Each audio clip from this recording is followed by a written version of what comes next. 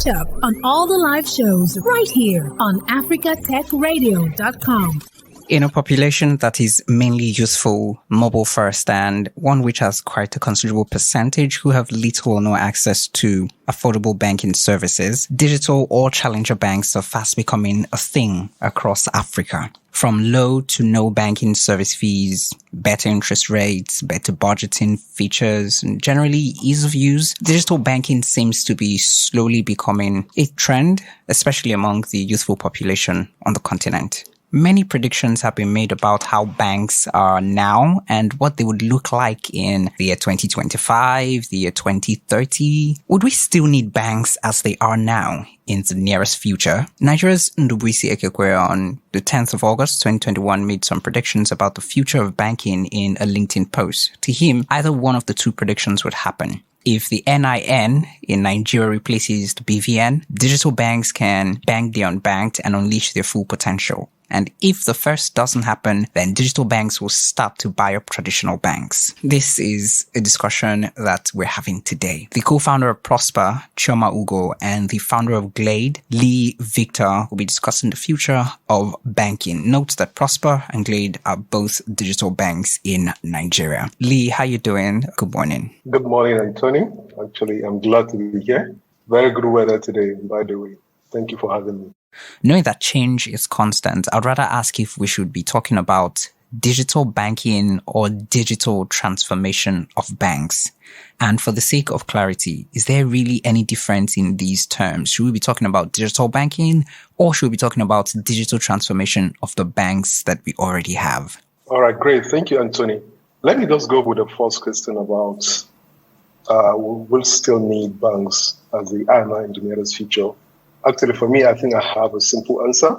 Yes, we're still going to need a bank. However, I just believe their operation, a model of operation is going to change. A little bit moving towards data as well. But of course, we're going to have them. We've seen that in the like of JP Morgan's and also the rest over other countries, right?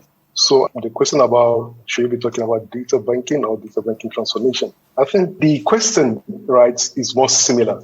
Because, for example, I think if you're talking about digital transformation, for example, what it really means is to help banks unlock speed and innovation of banking services, while they also address regulatory compliance, security issue, and also resiliency requirement for both their operation and also their customers, right?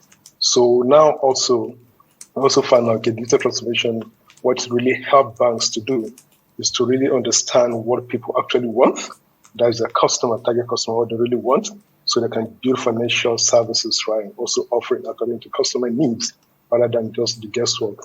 And I also believe that new innovative technology allow banks to strengthen customer engagement with personalized banking offering as well. So talking about the data banking as well, while it may be used in many different ways, maybe different terms, just the engagement of online elsewhere, but the term of digital banking, to me, essentially just means combine of online and also mobile banking service under one umbrella to just make available of banking services digitally, either mobile app also on the internet platform. Chioma Ugo, welcome. Thank you very much, Tony, for having me. How are you doing? I'm fine. I'm good. As Lee said, the weather is quite clement today. So Lee just gave his thoughts on it. What do you think about this, Chioma? Digital banking or digital transformation of banks? Banks will change. Nigeria has one of the youngest populations in the world. Technology has changed the way people handle their financial affairs. People's relationships with traditional banks are changing, and traditional banks are in turn adapting. I think we're revolutionizing banking and what it means to actually be called a bank in this day and age. And people are already demanding more from banks. In the future, banks will be a lot more than just a place to deposit and withdraw money. I think what we're looking at now is a digital transformation of banks anyway. That's happening as we speak. And in 10 to 20 years' time, do you think we would move to digital banking or still be going through this process? I think 10 to 20 years, I think a lot more people utilizing digital banks, right? I think that people will always like a physical presence, right? So we'll always have traditional, bricks and mortar banks. There will definitely be a lot more people utilizing digital banks. But like I said, that will look very different from what it does now. So a Nigerian innovator, a lot of people on LinkedIn already know him. Ndubuisi Ekekwe predicted two things that are bound to happen in the future of banking in Nigeria. One, if the NIN in Nigeria replaces BVN, digital banks can bank the unbanked and, unleash their full potential. And two, if the first doesn't happen, digital banks will start, buying up traditional banks. Chioma, do you think that if the NIN replaces the BVN, digital banks will, be able to fully unleash their potential? It's easier to register for a NIN than it is for a BVN. There are millions of Nigerians who don't have access to physical banks. They do to a phone. NIN is being pushed aggressively. And according to NIMC, over 54 million people had already registered for, NIN as of May last year. 2021. So yeah, if NIN does replace BVN, then there is a potential to really, bank a lot of the unbanked. And I think the full power of digital banking can be unleashed. The payment and Pan-African payment and settlement system just launched recently. And this is talking about the AfCFTA concerning regulations on the continent. Can the AfCFTA in any way help to solve the multiple regulatory framework challenge on the continent? And what will be the effects and the implications of this if and when it happens? Let's start with Liyi. All right. The AfCFTA, to me, honestly, is a very laudable initiative because it aims to bring together the continent-wide trade, free trade to about 1.5 billion people in an estimated 3.4 trillion economy. This will be the largest free trade area since the establishment of World Trade Organization, isn't it? But the challenge still remains this. We still have a lot of the quarrels, right? The railings, political unrest, different regulatory framework, excessive borders, the bureaucracy, corruption, all this will not just disappear overnight. However, when you talk now the opportunity, we will also highlight the challenges.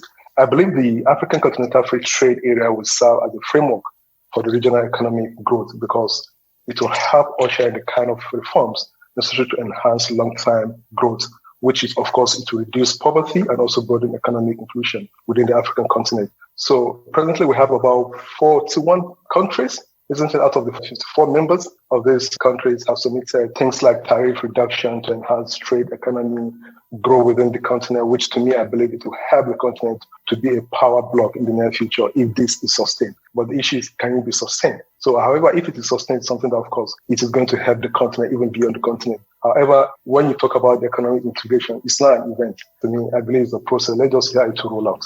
But there's a lot of potential in that place, of course. Okay, and this one came in from someone who was interested in this discussion before now and had to just add it to this. How viable is digital banking in Nigeria? Yeah, okay, thank you. Actually, digital banking is very viable in Nigeria because first in digital banking as a financial solution, including inclusion, right? One thing digital banking also is going to do, digital banking business model as customer, they will become more engaged, sign up, just like Chioma explained earlier, including a lot of offerings and also other features. So there's going to be a lot of engagement and sign up for additional product, revenue per customer can increase. And also by following a similar path, they can expect higher revenue up to as much as about 1,000, I think, per customer. Given the ability of digital bank to capitalize on existing brand recognition, also given this ability for them to be able to capitalize on brand recognition and trust, we also believe mass affluent customer, in particular, present and future opportunity for digital bank.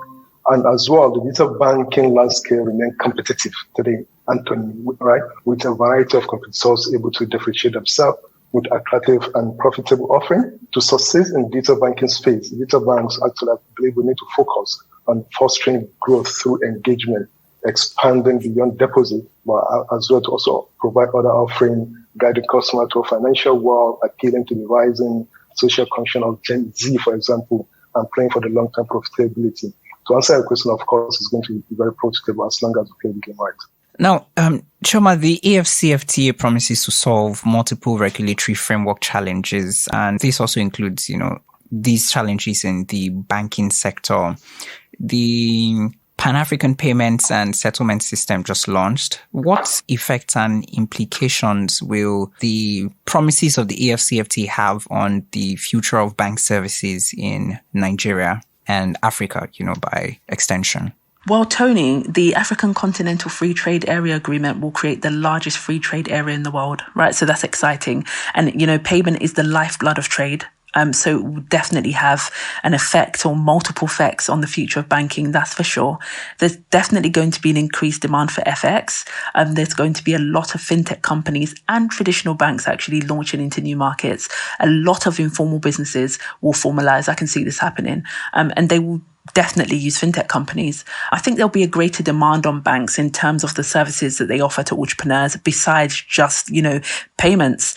Women account for around 70% of informal cross-border traders in Africa, and there's a lot of risks for women in this space. Can banks step in and de-risk trade for women? And what would that look like in real terms, for example? How can selling and marketing be made easier and more cost-effective? Can this be facilitated by the bank, perhaps? Logistics, can banks, both digital and traditional, play a part in the movement of goods?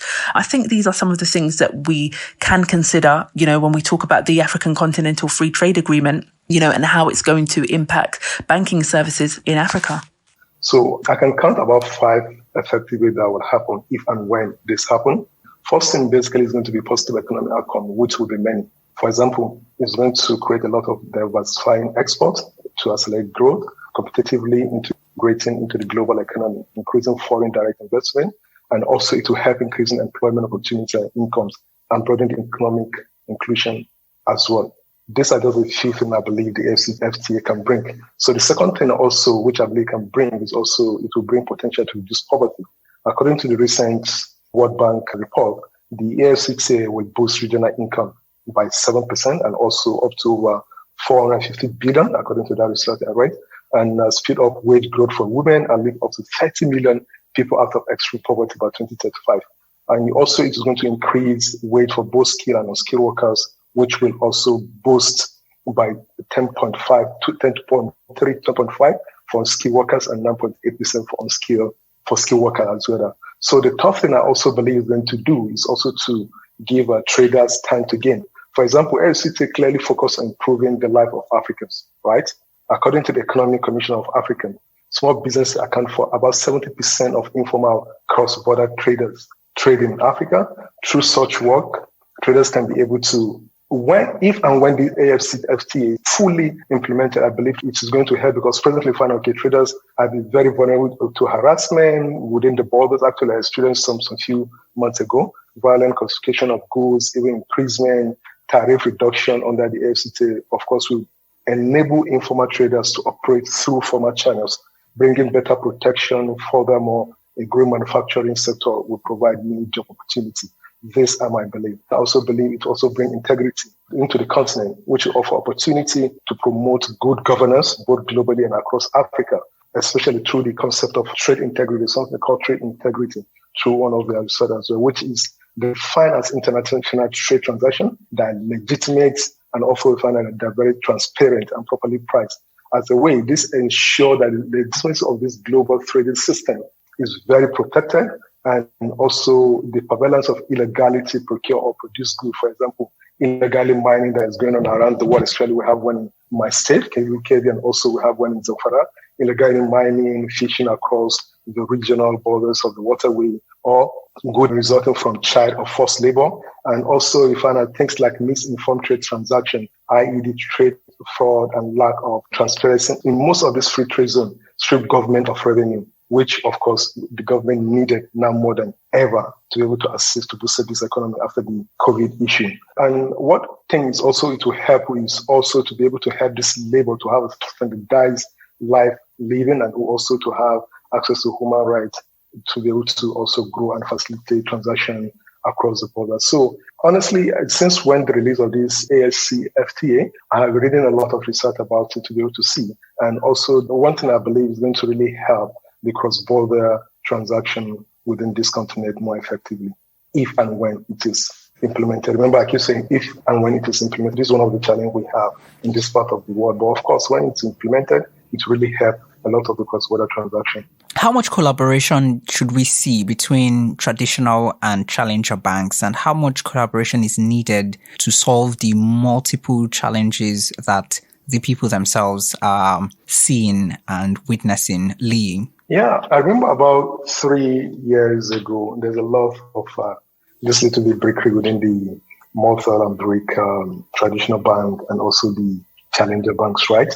Because they do not want to really give the appropriate support partner with the challenger bank. But I think they now realize that the game is changing and also the challenger bank have more access to customer, meaning they can be able to understand the pain point of this customer more, and also they can be able to build faster. And one of the challenges we also have with this traditional bank as a den is because they're seeing the challengers more as their competitors instead of partners in progress, right?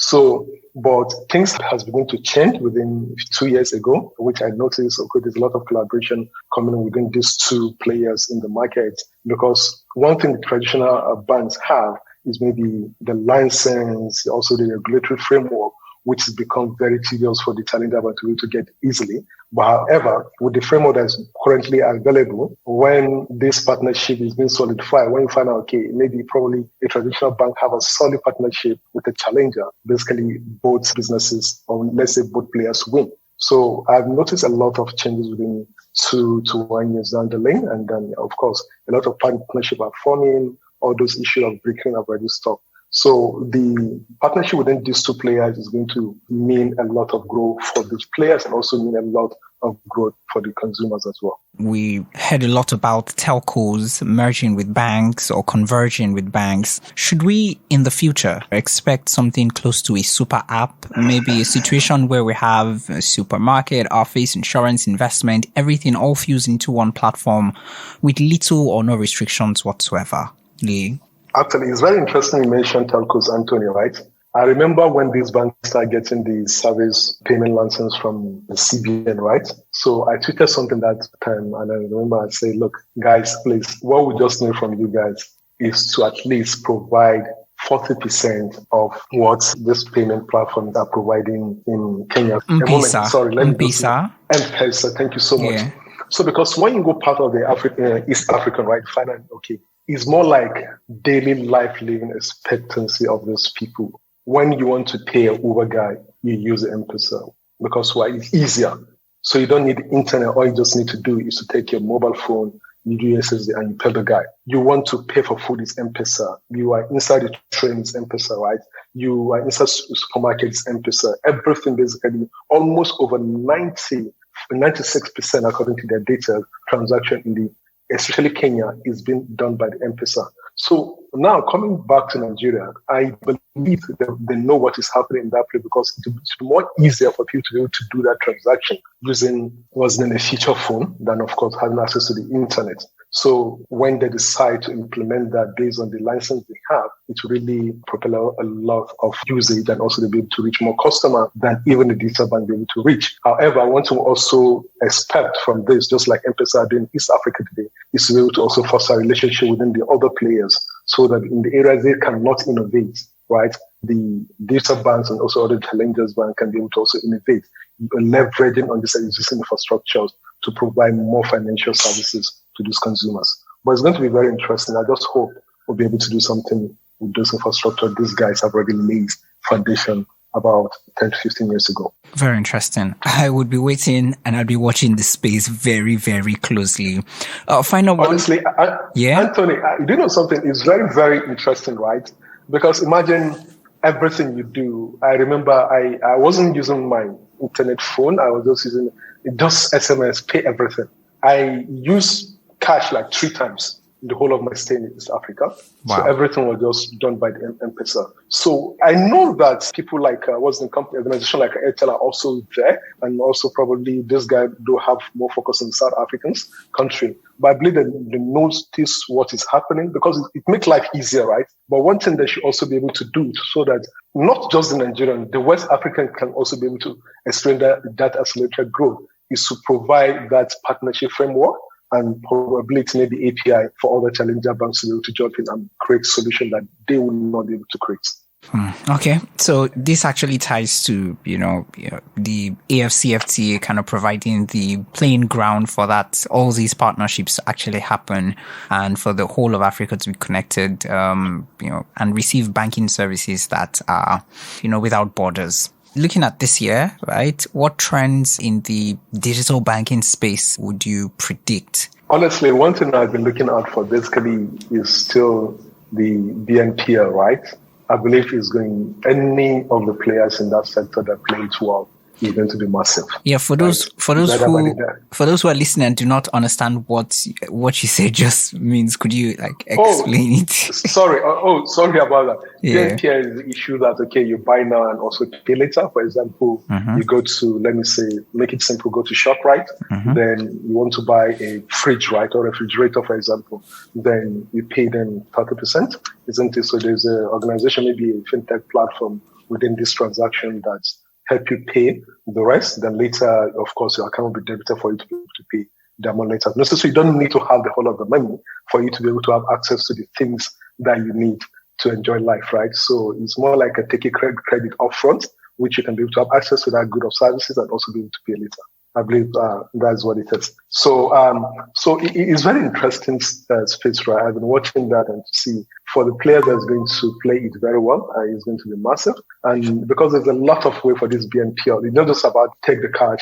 They can also be take the goods even for the businesses. To supply the goods later, you pay me back so I can be able to supply your customers. So this is something I believe is going to also be massive. And of course, trust me, the financial services and digital banks are also going to lag behind. It's going to be interesting here because a lot of businesses, right, they are trying to also watch what the AFC, TFA are also doing to capitalize on that, to be able to move their services from where they are now to also to other regions across Africa. Thank you very much, Liyi. And Chioma, the idea of a super app, an app where you have like a supermarket, office, insurance, investment, access to almost everything fused into one platform with little or no restriction.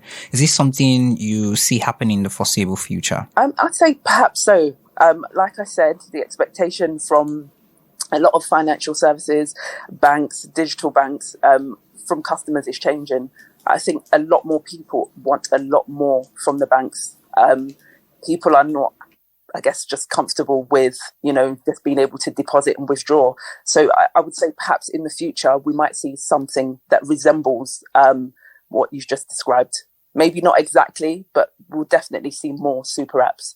Okay, and finally, before we go off, Liyi said buy now, pay later is a trend or something he sees in the banking space that would be big in this year, 2022. Do you have any predictions on maybe trends that would really be big in digital banking space this year? Not any that I can think of the top of my head. Okay, beautiful. Thank you very much, Chioma Ugo, the co-founder of Prospa, and Liyi Victor, the founder of Glade. We've been discussing the future of banking and what banks would look like in the foreseeable future. Thank you very much. Thanks for listening, and don't forget to catch up on all the live shows right here on africatechradio.com.